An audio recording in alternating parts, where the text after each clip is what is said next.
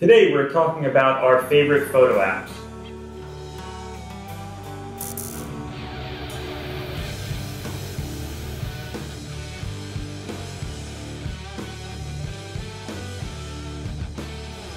Alright, welcome back to Photography After Hours. Cheers. Cheers. So we are talking about some awesome photo apps out there today. First, I'd like to let you know about PAC, the Photographers Adventure Club. They sponsor this After Hours show, and they do photo walks, all kinds of education, videos like this. So check it out at photoadvclub.com. I'd like to introduce everyone. We have Susie. Hi. And Scott. Hello. And my name is Nick. So let's get into it. So we all live with these devices now: iPads, Droids, phones, tablets, phablets, all kinds of stuff. And there's just apps everywhere. But you know, some of them you go out there and you buy them, and they just stink. And some of them you buy and they're awesome, and some you get free and they're awesome. So we wanted to kind of go through our favorite photo apps that we've already spent all the money, bought them, found out they sucked, and then deleted them and got better ones. So save you some money, save you some time, and give you some options on iPhone, iOS, and Android. So let's get into it. We just came back from Joshua Tree, and we used a bunch of different tools to find out everything, and we trained everyone so you can get a little peek into what we do when we actually go out and do a shoot. So what's the main one that you use The out main there? one? So my big favorite is PhotoPills.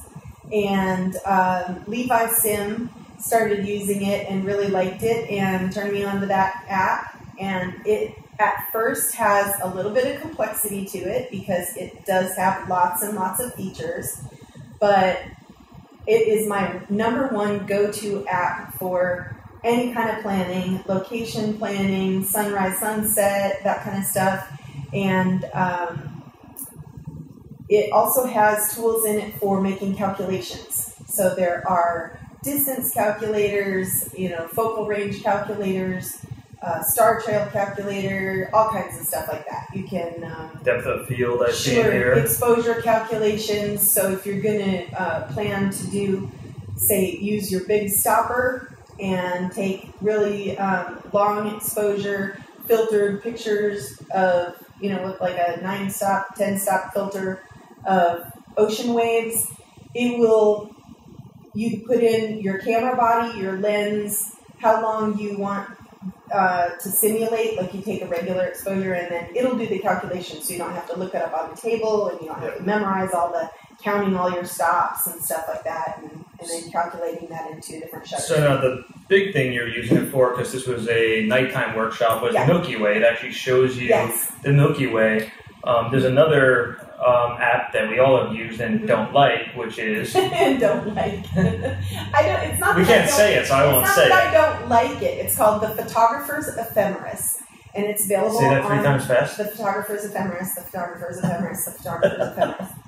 So we can't move like that. She said it 3 times for us. We don't have to say it anymore. So you can go and use that app on your computer, like on your desktop computer also. And PhotoPills, you can't do that. It's a mobile app, but Photographer's Ephemeris is it's on the computer. You can plan it out, and I like that for if you need to print something out. It doesn't have all the creature comforts that PhotoPills does. Yeah. It also they have it for Android, right? And I think PhotoPills is only for iPhone. So I'm an Apple user. I'm not always familiar with which ones aren't available on Android. So and sometimes they're different too. So like the one that's the Apple version is slightly different from the Android version. So gotcha. I downloaded, I used it a little bit, but the one that I liked even better than, it's not that I didn't like the photographer,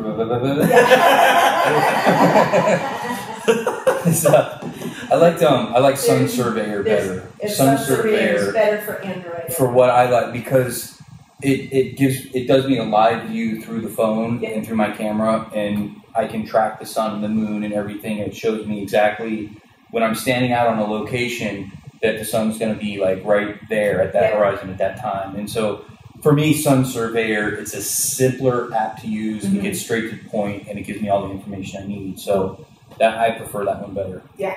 And that's And is that Photopills both, or does is that that also. just Android?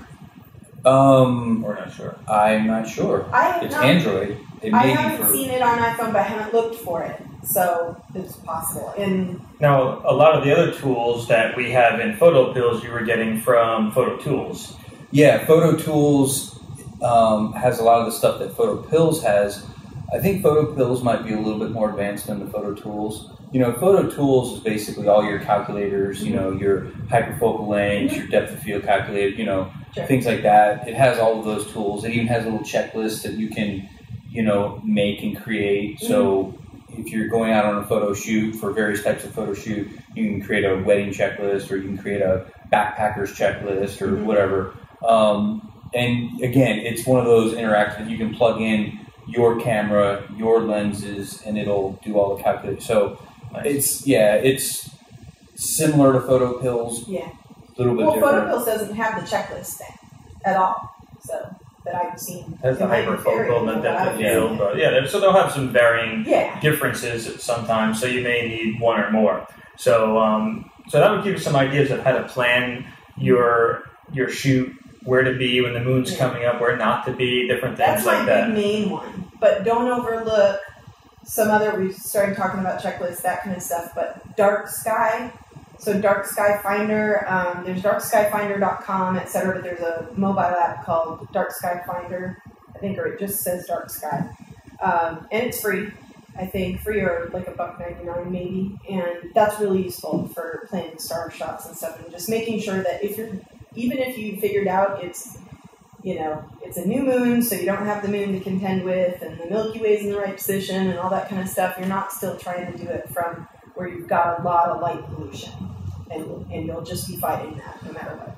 So moving on from nice clear skies and stars and things you would use for that to monsoon or storms or hurricanes, the one that I like to use, and I tried a bunch of different radar apps, my radar being one of them, but the one I settled on, and most of the storm chasers I know out here, is RadarScope. So it seems to just give me a better visualization. There's plugins you can get for lightning, which I didn't pay for because I just kind of look, and if there's lightning, there's lightning. If there's not, there's not. I don't need to see little lightning bolts on it. It doesn't really seem like it's worth the upgrade to me.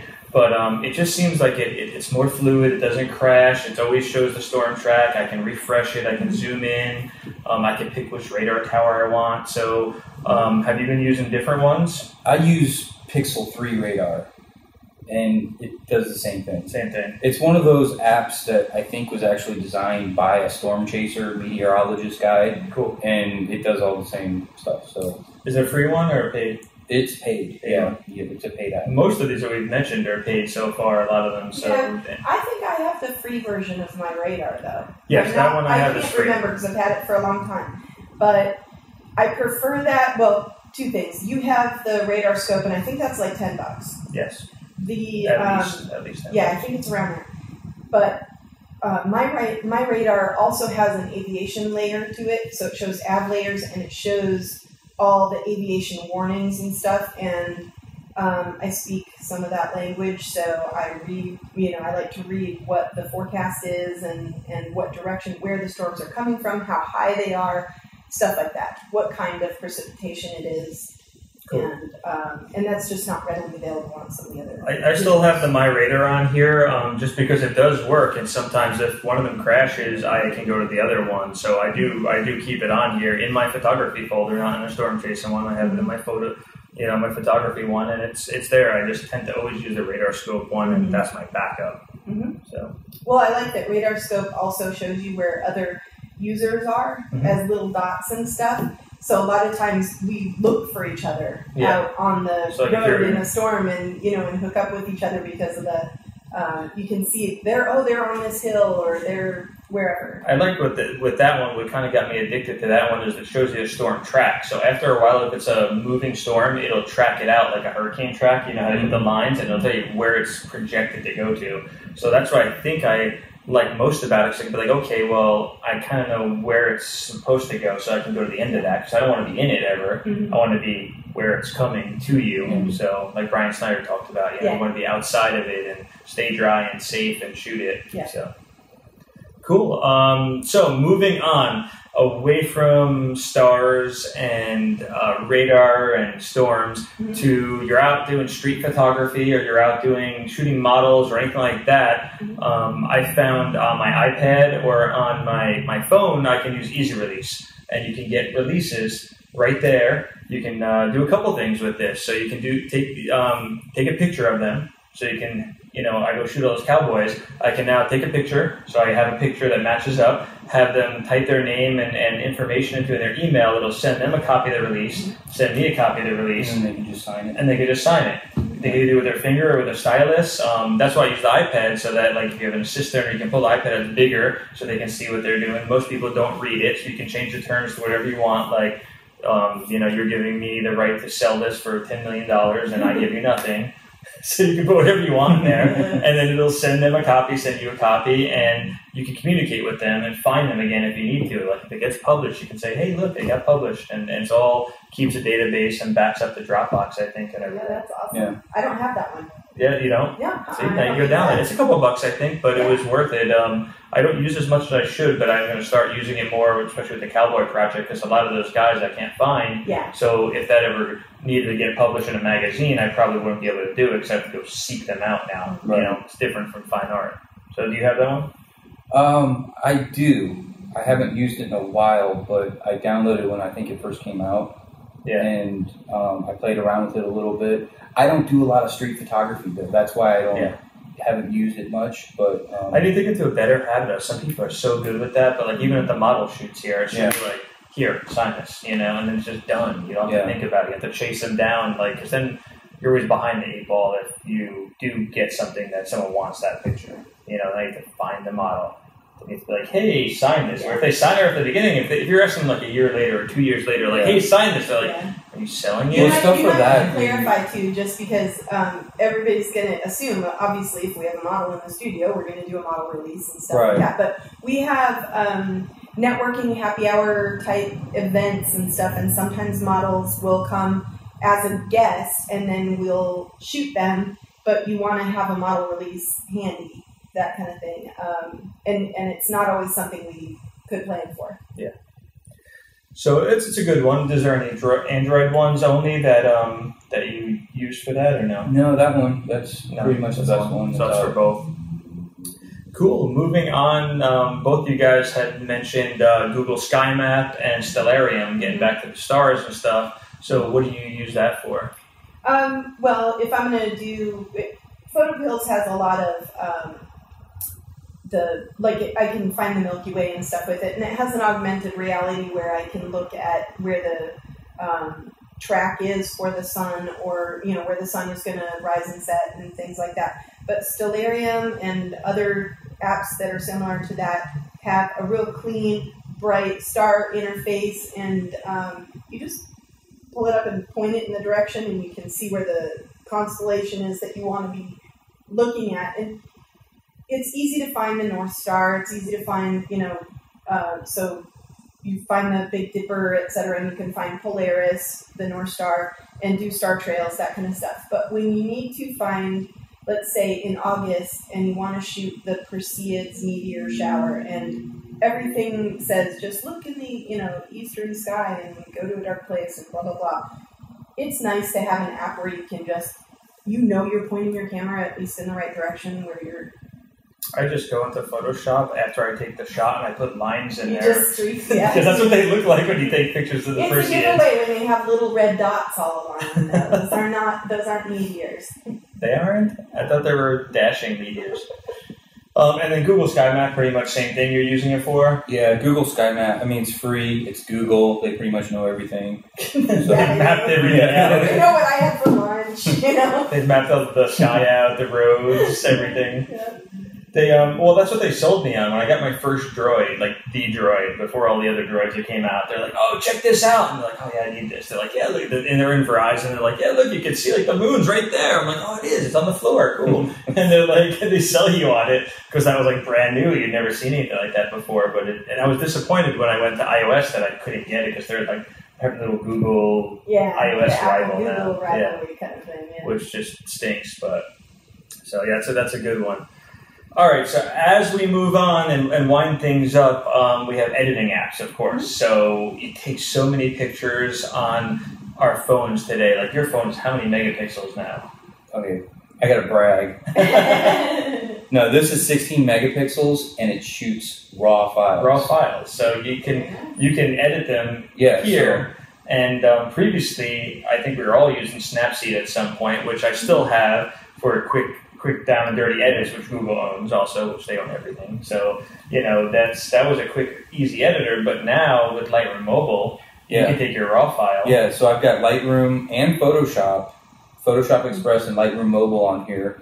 And that's my raw file editor. So I can literally take a picture in raw, edit it in Lightroom Mobile, and then as I edit it here, it shows up on my computer at home.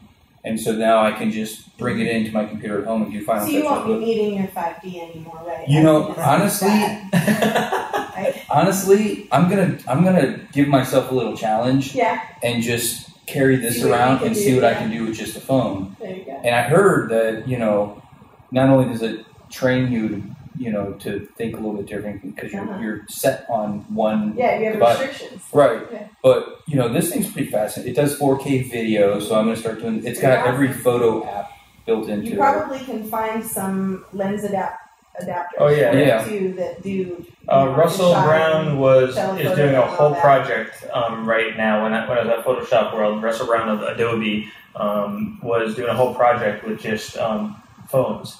And he has, it's not the Alio Clip one, it's another brand, and I'll have to ping him on it and add it in here, but it was like lenses, big lenses to go on here. I think the DxO lens or whatever it is. No, that's a whole camera, never mind. Scratch that. Yeah, there are lenses you can get for it. There are cases that can have lenses. There's magnetic ones. There's all kinds of stuff that you can put on there to do macro and telephoto and all these other Photo Jojo sells things like that. You can even buy an adapter of Photo Jojo to put your 5D lens on there, put a 24-70 onto a camera. In that case, it's more like putting your phone on your lens. Yeah. So, but you can do all the editing here, which is that's the apps. That's what I've been super psyched about because before this is the new phone, this is the new Note 5 that just came out.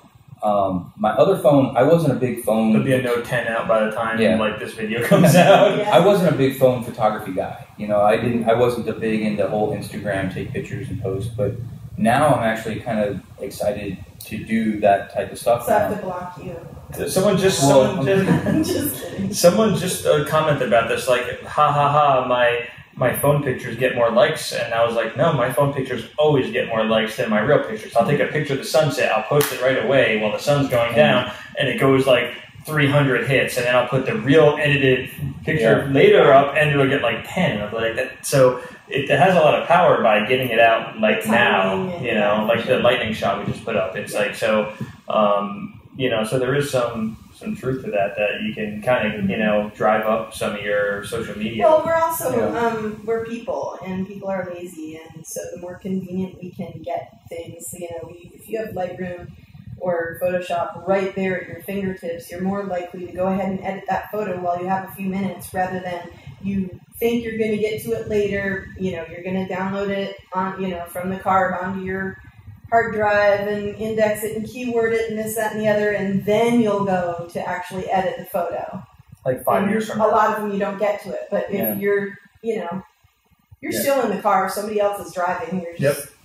Well, I can do it right from this Lumix camera we're shooting with, and your Lumix, you can do it from your Canon too, where I can send it Wi-Fi to my app on my phone, since we're talking about apps, and then edit my picture and post it from there. So that's pretty cool, some new stuff too. So I think we're out of time, so we'll wrap it up, and hopefully we can save you some money, get you better apps quicker. Most of these, not all of them, are paid, and there's a reason that we bought them and forked over the very big dollar amounts of $5 and $10. Think about it. You spend all this money for a phone, and you want good apps on it. That's what makes it run better and quicker and gets you to what you need, so you can use your big camera to get better shots a lot of times. So, if all of these cost you $50, it'll probably be the best $50 you spend. So, it's information and tools literally right at your fingertips. Yep. So, Cool. Well, cheers, and Yeah, and if you got an app that you know of, yeah. post it. Yeah, let us know. Let us Post know. it. Subscribe. Post it. Subscribe. Hit It's this on button my- right here, over there. Cool. Leave comments and everything, and let us know what you guys think. So we'll see Awesome. you next time. Cheers.